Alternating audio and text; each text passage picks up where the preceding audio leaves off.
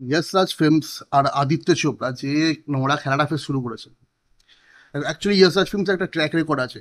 Cinema release হলে corporate booking থেকে শুরু করে যখন রিলায়েন্স সিনেমা মানে ফ্লপ হয় তখন অ্যাক্টার্সদের উপর দোষ চাপানো, সেটা আদিত্য চোপড়া প্রডিউসার ইয়শ রাজ ফিল্মসের একটা ট্র্যাক রেকর্ড আছেই, অবভিয়াসলি সেটা জানা কথা। বাট এখন বলছে যে ওয়ার 2 ফ্লপ হওয়ার বা ডিজাস্টার যেটা হয়েছে যা হবে, এখনো পর্যন্ত ভার্ডিক্ট তো পুরোপুরি এখন সিনেমা হলে এখনো চলছে। যতক্ষণ না ফাইনাল কালেকশন আসছে, যতক্ষণ না রানিং থিয়েট্রিক্যাল রান শেষ হচ্ছে, ততক্ষণ কিছু বলা যাচ্ছে না, বাট ফ্লপ হবে এটা গ্যারেন্টি। তো এখন ইয়াসাজ ফিল্মস বলছে যে এনটিআর স্ক্রিপ্ট চেঞ্জ করিয়েছিল কি না। অরিজিনাল স্ক্রিপ্টে ছিল যে শেষে যখন ঋত্বিক আর এনটিআর ফাইট সিকোয়েন্সটা আছে বরফের মধ্যে, তো সেখানে এনটিআর মারা যাবে। বাট এনটিআর বলেছে যে আমি সাউথের যেহেতু একটা বড় স্টার, বিশাল ফ্যান ফলোইং আছে, হিউজ ফ্যান ফলোইং আছে সাউথে, একটা ম্যান অফ মাসেস যে নামটা দেওয়া, তো ওরা ওর ফ্যানরা পছন্দ করবে না হিরো মরে যাক, কারণ সাউথে এটা চলে না, হিরো মরে যাচ্ছে, হিরোকে অ্যাকচুয়ালি ওরা মানে ভগবান হিসেবে দেখে কাইন্ড অফ। তো মরে গেলে পছন্দ হবে না, সেই জন্য স্ক্রিপ্টটা চেঞ্জ করা হচ্ছে। মানে স্পাই ইউনিভার্সে রঘু বা এন্টার ক্যারেক্টারটা মরবে না। এখন বক্তব্য হচ্ছে এই কারণে নাকি ওয়ার 2 ফ্লপ হয়েছে। এইটা কি অ্যাকচুয়াল রিজন ওয়ার 2 ফ্লপ হওয়ার? তোমরা বলো। যখন কবির খান আর সলমান খানের প্রথম ফিল্ম একতা টাইগার আসছে, তখন তো এরা কেউ ভাবেনি যে এটাকে একটা ফ্র্যাঞ্চাইজি বা বা কি বলে ইউনিভার্স তৈরি করে, spy universe. Marvel cinematic universe যখন ভালোভাবে চলতে শুরু করলো, তখন এরা বলছে যে না চলো। তারপর কি বলে টাইগার্স জিন্দা হয়, ওয়ার এলো, পাঠান থেকে অ্যাকচুয়ালি স্পাই ইউনিভার্সটা শুরু হলো। পাঠানটাও অ্যাকচুয়ালি খুব ভালো একটা সিনেমা নয়, পাঠানের স্টোরি সেরকম কিছু ছিল না। বাট ওখানে একটা জিনিস কি ছিল যে সিদ্ধার্থ আনন্দ ডাইরেক্টর, ও অ্যাকচুয়ালি এই সব জিনিসগুলোকে পুল অফ করতে জানে। ওয়ার 2 ফ্লপ হওয়ার কি সব মানে এইটাই কারণ যে ইন্টার না, খবর কোনোদিন না। সব থেকে বড় কথা, একটা অ্যাকশন বেসড সিনেমা যেটা ওয়ার 2, একটা অ্যাকশন বেসড সিনেমা, সেখানে অ্যাকশনটাই এতটা হাস্যকর জিনিস হয়ে গেছে, ভিএফএক্স সিজিআই দিয়ে এত ঢাকতে গেছে যে সেটা পুরো ঘেটে গেজে করিয়ে গেছে। আর সব থেকে বড় কথা, আমার যেটা পার্সোনালি বাজে লেগেছে, মানে কবির আর রঘুর এনটিআর এর যে ছোটবেলাকার সিনটা, ওরা বড্ড ঘাঁটা জিনিস, বড্ড ঘাঁটা জিনিস। স্ক্রিপ্টের তো মাসি ছিল না, পুরো গুলিয়েছে চারিদিকে, যেখান থেকে যা পেরেছে অ্যাকশন চলছে বাই। F1 রেস ট্র্যাকে স্পিড বোট চলছে, বা প্লেনের মধ্যে দুজন ঝুলতে ঝুলতে উপরে উপরে গুলি চালাচ্ছে। অ্যাক্সিডেন্ট নামে খালি লোকেশন, চারটিখানি লোকেশন, এই লোকেশন থেকে ওই লোকেশন, ওই লোকেশন থেকে ওই লোকেশন। আর স্টার পাওয়ারের ক্ষেত্রে মানে এটা ইয়স রাজ ফিল্ম স্পাই ইউনিভার্স পুরোপুরি স্টার পাওয়ারের উপর ডিপেন্ডেন্ট। এর বড় স্টারকে নিয়ে নেবো, এনটিআরকে কেন নেওয়া? এনটিআরকে নেওয়া এই কারণে যে চলো সাউথের মার্কেটটাকে ক্যাপচার করতে হবে, কারণ সাউথে বেশি হিন্দি সিনেমা চলে না, ওরা ওখানকার পুরো ব্যান্ড, ওরা ওখানেই থাকে, ওখানেই দেখে, বাকি কিছু দেখে না খুব একটা। আর এনটিআরও যেহেতু হিন্দি মার্কেটটাকে ক্যাপচার করতে হবে, ফ্যান ফলোইং আর পরে আছে, বাট আরও করতে হবে, সেই জন্য ও স্ক্রিপ্ট ট্রিপ্ট দেখেনি, ও ঢুকে গেছে সিনেমাতে। আলটিমেটলি কেসটা কি হলো, সিনেমাটা ফ্লপ হলো, সিনেমার স্টোরিটা এত গেজা করি ফ্লপ হলো। মানে ইয়েস রাজ ফিল্মস তো এইটাই করে না। ওয়াইআরএফ এর যে পিআর গেমটা, মানে আদিত্য চোপড়া তো কোনোদিন সামনে এসে বলে না, পিআর এর খেলাটা যে খেলছে, এটাকে রটাচ্ছে, ফেসবুক ইউটিউব সব জায়গায় রটাচ্ছে, রটিয়ে রটিয়ে একটা বাজে ইমপ্রেশন ক্রিয়েট করছে। জানি না, আদিত্য চোপড়া সাউথের মার্কেট ক্যাপচার করার জন্য এনটিআরকে নিল, নিজে একটা জাতা। আমি রিভিউতে আমার ওয়ার 2 রিভিউতে সবার ফার্স্ট এটাই বলেছিলাম যে আদিত্য চোপড়ার অ্যাকচুয়ালি স্ক্রিপ্ট রাইটিং ছেড়ে দেওয়া উচিত, খুব বাজে স্ক্রিপ্ট লেগে, গল্প খুব বাজে লেগে। আর সব থেকে বড় কথা, এটা প্রথম থেকে জানা ছিল ভাই, অয়ন মুখার্জি এই জিনিসটা পুল অফ করার লোক নয়। ব্রহ্মাস্ত্র অনেক বেটার সিনেমা ছিল, কিন্তু স্পেকটাকেল হিসেবে ব্রহ্মাস্ত্র ঘেটেছিল। ব্রহ্মাস্ত্র তুমি আলটিমেটলি তুমি ভালোবাসা ভালোবাসা ভালোবাসা মানে ভালোবাসা ভালোবাসে, শুধুই তাকে ভালোবেসে ভালোবাসা বেঁধেছে রাখে, ওই কাইন্ড অফই করতে চেয়েছিল, কারণ শিবা শিবা হ্যানা তেনা মনে আছে।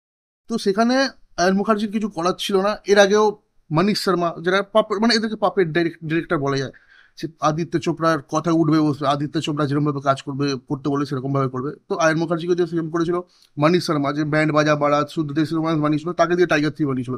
কি হলো আলটিমেটলি, সিনেমা পুরো ঘেটে ঘ। সিদ্ধার্থ আনন্দের কেসটা কি, সিদ্ধার্থ আনন্দ স্পেকটাকেল গুলোকে তৈরি করতেই জানে, একটা ফরেন মানে বিদেশি সিনেমা থেকে ইন্সপিরেশন নেয়, সেরকম কাইন্ড অফ সিনেমা করতেই জানে। সেই জন্য ওয়ার ওয়ার ওয়ার পাঠান, তারপর আমাদের ব্যাং ব্যাং, এগুলো সেইভাবে পুল অফ করতে পেরেছিল। আলটিমেটলি কি হলো, সিদ্ধার্থ আনন্দ বেরিয়ে গেল, নিজের একটা মারফ্লিক্স প্রোডাকশন হাউস খুলে নিয়েছে।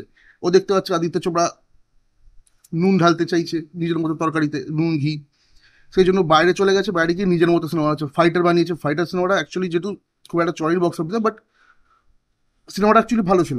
ইন্ডিয়ান সিনেমা হিসাবে যে এভিয়েশন ফাইট, যে ফাইটার জেট যেটা করেছিল সেটা চলেছিল, সেটা এবার আলাদা কথা যে ইন্ডিয়ায় এগুলো খুব বেশি চলে না, ইন্ডিয়ার মাস অডিয়েন্স বেশি, ওই জন্য মাসটাই দেখতে চায়, এরকম সিনেমা দেখতে চায় না, সেটা আলাদা কথা। বাট আলটিমেটলি ওয়াইরএফ এটাই করতে চাইছে যে পাপের ডিরেক্টর খুঁজবে, আমি যেটা বলবো সেটা করাবো, করিয়ে টরিয়ে নিয়ে যদি সিনেমা চলে ভালো, যদি না চলে তাহলে লাত মেরে বার করে দাও। আর অয়ন মুখার্জির তো একটা সব থেকে বড় লাস্ট পয়েন্টই আছে না, যে রানী মুখার্জি ভাই, তো না বলতে পারবে। আলটিমেটলি এটার মধ্যে ফাঁসলো কে? ঋত্বিক, নিজের নামটা বদনাম হলো।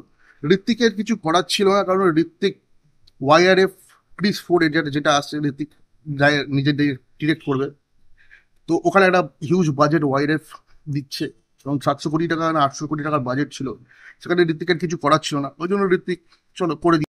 আমার মতে ঋত্বিক এখানে না করানো দরকার ছিল, খুব দরকার ছিল, স্ক্রিপ্টে কিছু চেঞ্জেস করা দরকার ছিল না, তাহলে ভালো চলতো। আর ডাইরেক্টর ভাই অয়ন মুখার্জিকে দিয়ে হবে না পুল আপ, ওই ইয়ে জাবানি হে দিবানি, ওয়েক আপ সিট, এইগুলোই ঠিক আছে। ওটা তো ওয়ার্ডটা এটা ফুল মানে ডিজাস্টার হয়েছে, যেটা মহা ডিজাস্টার হয়েছে, লোক আর দেখতে যাচ্ছেও না, ওখান থেকে নেমে গেছে। ফাঁসলোটাও সিতারা এন্টারটেনমেন্ট, সে কিনা রাইটস কিনে ওখানে বিক্রি করেছিল, যেহেতু এনটিআর এর পরবর্তী সিনেমাও কিছু ওর সাথেই মানে ডিস্ট্রিবিউশনের ব্যাপার আছে, সেই জন্য এনটিআর ওকে দিয়ে পুরো রাইটসটা কিনিয়েছিল, ওখানে বলেছিল যে ওয়ার টু সব থেকে বেশি শো পাবে, পেয়েও ছিল অবভিয়াসলি। বাট আলটিমেটলি গিয়ে ওরাও লস খেলো। এখন তো শোনা যাচ্ছে যে ইয়েস রাজ ফিল্ম 22 কোটি না কত কোটি টাকা আবার ফেরত দেবে ওদেরকে, সিতারা এন্টারটেনমেন্টসকে। তো আলটিমেটলি সিনেমাটা চললো না, এটার কারণ ওরা বলছে এনটিআর স্ক্রিপ্ট চেঞ্জ করছে, এনটিআর স্ক্রিপ্ট চেঞ্জ করছে, অ্যাকচুয়ালি তো এইটা নয়, আমরা সবাই জানি সিনেমাটা অ্যাকচুয়ালি খারাপ হয়েছে। আমি একটা ঋত্বিকের ডাই হ্যাড ফ্যান, আমি ফার্স্ট ডে দেখতে পেয়েছি, হ্যাঁ ফার্স্ট শো দেখতে যেতে পারিনি যেহেতু কাজের কারণে, বাট লাস্ট মানে রাত্রের শোটা দেখেছি, ফার্স্ট ডেই দেখেছি। বাট সিনেমাটা তো অ্যাকচুয়ালি খারাপ, তাতে কোনো একটাকে দোষ দিয়ে তো লাভ নেই না, তুমি সিনেমা বানাতে পারো না। ওয়াইআরএফ স্পাই ইউনিভার্স ডুবে গেছে, নেক্সট আলফা আসছে, আলফাতে যদি এক্সট্রা অর্ডিনারি কিছু করতে পারে তবে চলবে, নাহলে ওয়াইআরএফ গেল। কারণ লোক আস্তে আস্তে স্পাই ইউনিভার্স থেকে মানে বিমুখ হয়ে গেছে, ওরা দেখতে চাইছে না, কারণ একই জিনিস রিপিটেডলি কন্টিনিউ দেখিয়ে যাচ্ছে, VFX VFX VFX, action action action, যেটা খুব বাজে বাজে বাজে। এরম চলতে থাকলে এখন লোক চুটিয়া নয়, লোক সিনেমা দেখতে, সিনেমা বুঝতে চায়, মানে ভালো সিনেমা হলে তবে চলে, শুধু অ্যাকশন দেখালে সিনেমা চলে না। করোনা করোনা বা 2019-এর পর থেকে, করোনার পর থেকে লোক বসে মানে এত কন্টেন্ট দেখে ফেলেছে যে তাদের একটা আইডিয়া হয়ে গেছে ভাই, যে সিনেমা এরকম হতে পারে, সিনেমা এরকম চললে তবে ভালো হয়। কারণ প্রচুর কন্টেন্ট দেখেছে, দেশি বিদেশি অনেক কন্টেন্ট দেখেছে, মানে দেশি বিদেশি মানে ওই সব বলছি না, মানে সবকিছু 365 ডেজ বা কি বলে 50 সেটস অফ, অনেক উন্নত। সেখানে একটা অ্যাক্টরকে দোষ দিয়ে তো লাভ নেই, তোমার সিনেমা খারাপ হয়েছে তোমার কারণে, সেটা মানতে শেখো, যেটা মানে ইয়েস রাজ ফিল্মস কোনোদিন মানবে না, আদিত্য চোপড়া কোনোদিন মানবে না। ফের কি যারা পাপের ডিরেক্টর খুঁজবে, এখন তো শোনা যাচ্ছে অয়ন মুখার্জির কাছে ধুম ফোরের ইয়েটা ছিল, যে ডিরেক্ট করবে সেটা থেকেও সরিয়ে দিয়েছে, এখন নতুন করে পাপের ডিরেক্টর খুঁজবে যাকে দিয়ে কাজ করানো যেতে পারে। তো আলটিমেটলি ওইটাও যদি না চলে তাহলে আনো না কিছু সাইয়ারের মতো ভাই। দেখো ডাইরেক্টরকে ফুল ছাড় ছুট মানে ছাড় দিয়েছো, সে নিজের মতো বানিয়েছে, দিলে তো তোমাকে, আরে এত কম বাজেটের সিনেমা দিলে তো 300 না 400 কোটি টাকা আমি, তো ডাইরেক্টরকে ছাড় দাও। আর এরকম পাপেট ডিরেক্টর খুঁজো না, যে কাজ করতে পারে, যে পুল অফ করতে পারে সেরকম কাউকে খোঁজো। আর আদিত্য চোপড়া স্ক্রিপ্ট লেখা বন্ধ করুক, আদিত্য চোপড়া যতদিন স্ক্রিপ্ট স্ক্রিপ্ট লিখবে সিনেমা ভালো হবে না। পালছাল রাত্রিবেলা কি জানি মোটা তো হয়ে গেছে, গাঁজা ফাজা খেয়ে ফোকে ফোকে যা আছে, গাঁজা ফুকলে তাও আর একটু বেটার লিখতে পারতে হয়, তো মদ পথকে যা আছে চলো এখানে একে ঢুকে দাও, সাউথ থেকে একটা নিয়ে নাও, অ্যাকশন করে দাও, প্লেনের ওপর রাস্তায় জলে সব জায়গায় মারপিট হচ্ছে, 400 কোটি টাকা বাজেট, তার মধ্যে একে এত দিয়ে দাও, ওকে এত দিয়ে দাও, তাকে এত দিয়ে দাও, চলো সিনেমা শেষ, আইম্যাক্স স্ক্রিন ঘিরে নাও, কাউকে শো দেবো না, নো শো শেয়ারিং। কিন্তু কি হলো, পুলি কামিয়ে বেরিয়ে গেল, বাংলায় ধূমকেতু কামিয়ে বেড়ে গেল, ওয়ার টু কি হলো, ধসে গেল। আলটিমেটলি এরকম করতে থাকলে কিছুই হবে না। ইয়েস রাজ ফিল্মসের বা স্পাই ইউনিভার্সটাকে বন্ধ করা উচিত।